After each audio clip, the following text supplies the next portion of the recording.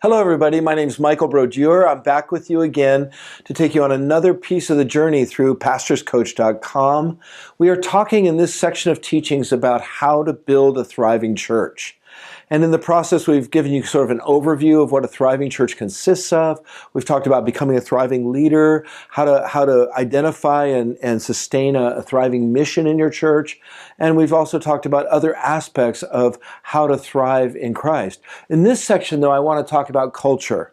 I've talked about this in a few other areas, so some of it may be redundant, but I'll tell you something. There is nothing more important for you to focus on as a leader than building quality culture within your midst. Okay, it's super important, and I believe that culture empowers you as a leader to guide your church where it needs to go with the least amount of individual input given to each person.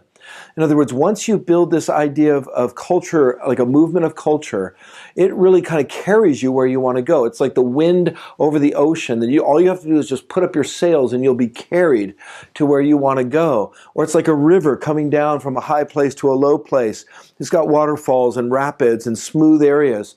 But to the extent that you can actually steer your river, the culture itself will carry you where you want to go, because culture is to community what habit is to an individual.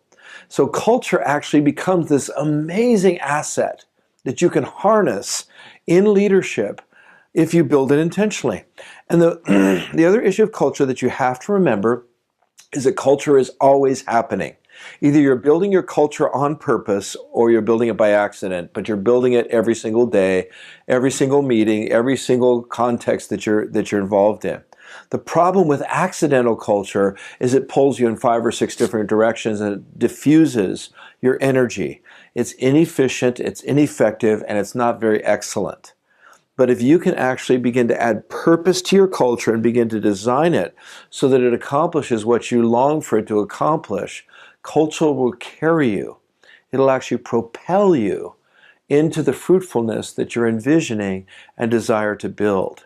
Okay, and so in talking about culture, I'm going to use a framework that John Wimber had introduced to me 30 years ago on this idea. He had a triangle, and in the triangle he had 6 lines, and at the bottom he had this idea of values, and then he had priorities and practices ascending, and then programs and personnel. And I'll show you a framework of that in a moment. What I've done is I've added one more, which is the issue of vision. Okay, because I believe vision is crucial to culture. In other words, you have to know where you want your current to end up, where you want your river to end up. If you can't steer your river towards an outcome, then again, you're going to be flying blind to some extent. I believe that vision is crucial. Where are we, geographically? What are we called to accomplish in the area that our church is based in? How are we going to accomplish that? What will it look like in 5 years? See, vision is what you see off in the future.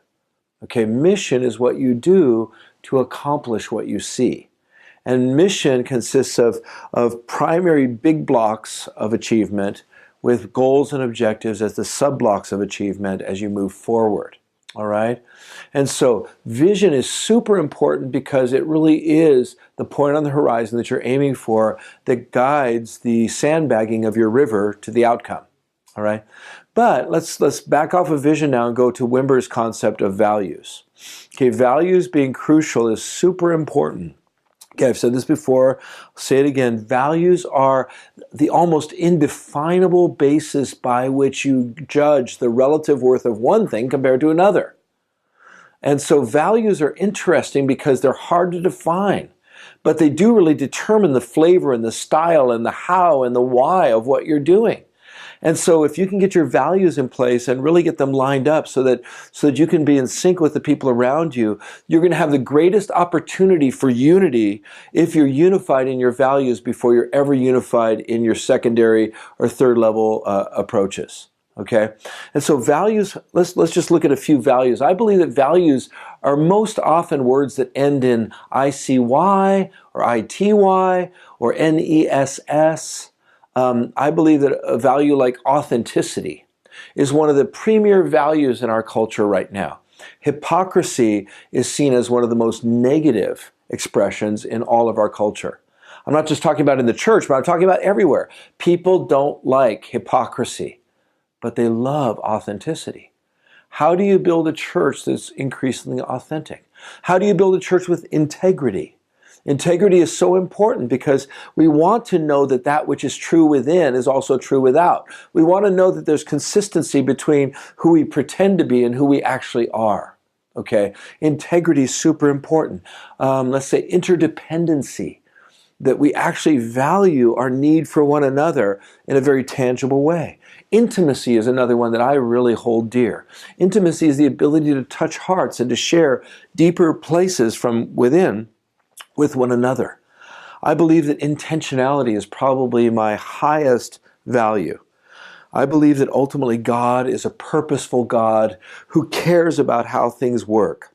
And he organizes all of his purposes and he allocates all of his resources to accomplish those things that he intends.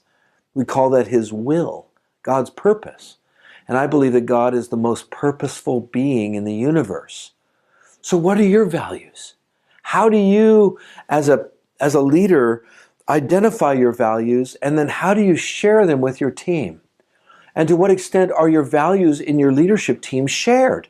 Do you guys have the same basis? And would you put your values in the same order of importance?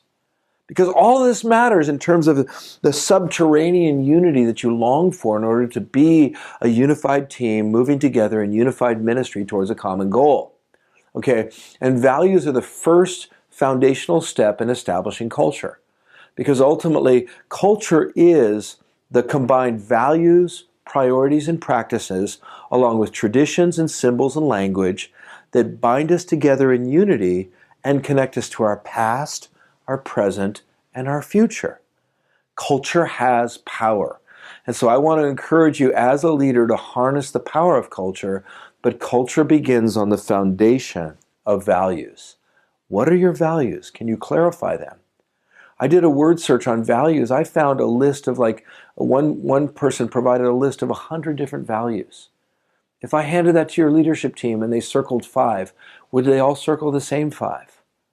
See, this is important because I want to see your team thrive and I want to see them grow. And I believe one of the keys to thriving is creating consistent culture that accomplishes the goals. Now, one thing you have to remember is that there's a difference between aspired values and actual values.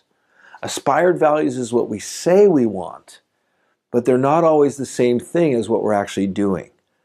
In other words, if I looked at your checkbook, your church checkbook, or I looked at your church calendar, I would see a set of values portrayed in how you manage your time. Okay? Now that doesn't mean that you don't have other values. You do, but those are aspired values, not actual values. So I believe it's important to distinguish between those two. It's not wrong for us to have aspired values. I love them. But how are we going to implement them so that the aspired become the actual? And how do we move towards the fulfillment of that which we desire? Okay. So values are essential for unity. They're essential for cohesion. We come together around our values. They're ultimately essential for creating the kind of flow that builds momentum and ultimately velocity. Because once you have that sense of velocity, you're moving forward as a church through the channels of culture that have been both created as well as sandbagged to go towards the vision that God has for you. That's where the momentum builds, and that's where the power and force begins to move. And that's what saves you so much energy in terms of your actual direct leadership. If you can establish culture in that way, you can actually bring transformation to every person's life. And you can actually also at the same time bring transformation to the region around you because of the culture that you have built to be a thriving church.